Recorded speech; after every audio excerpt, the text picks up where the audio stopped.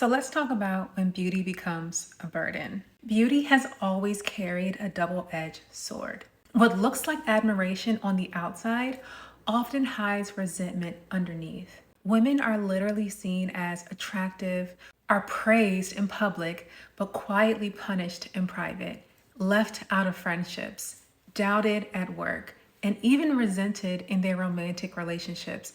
And what's the most painful about it is that they're criticized at home.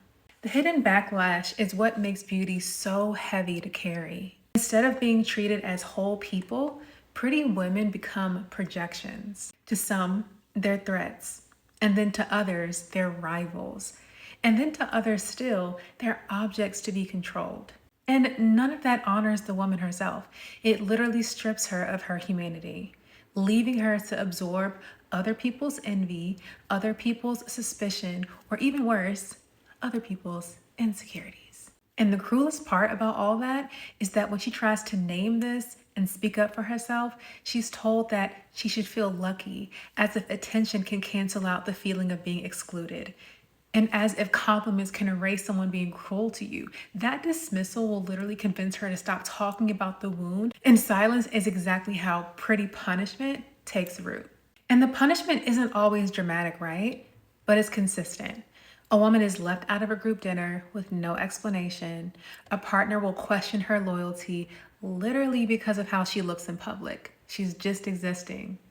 And a coworker will literally mock your success as just luck because you're attractive. A relative will criticize her appearance under the guise of guidance. And these moments might appear small to outsiders, but when you're on the inside and it's been repeated for years, they literally carve deep emotional scars. Over time, this repetition creates pretty PTSD, what I like to call it. The nervous system literally learns to expect betrayal even when you're safe.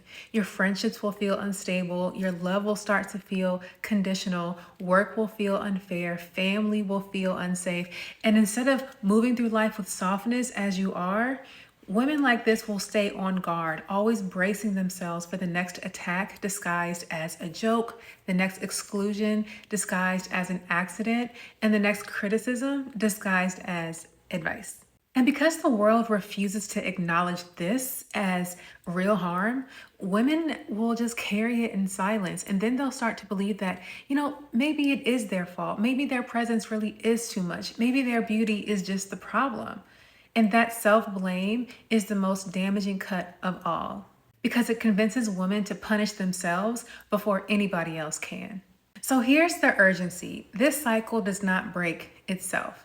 Silence convinces women to keep absorbing punishment as normal. And dimming themselves convinces them that safety comes from shrinking yourself. Blaming themselves convinces them that they deserve this treatment. But none of that is true, and none of that is sustainable. The only way forward is to refuse isolation. When women begin naming the punishment out loud, the gaslighting will start to crack. And then when they hear others say, oh, wow, that actually happened to me too, the shame will literally lift from your aura. And what was once private pain becomes a shared truth. And shared truth is how freedom begins. But without that step, the cycle will literally continue to deepen. And pretty PTSD spreads from one area of your life to another. Women will stop trusting love, stop investing in friendships, stop fully showing up at work. And then eventually they just disappear under the very beauty that the world told them should make their life easier.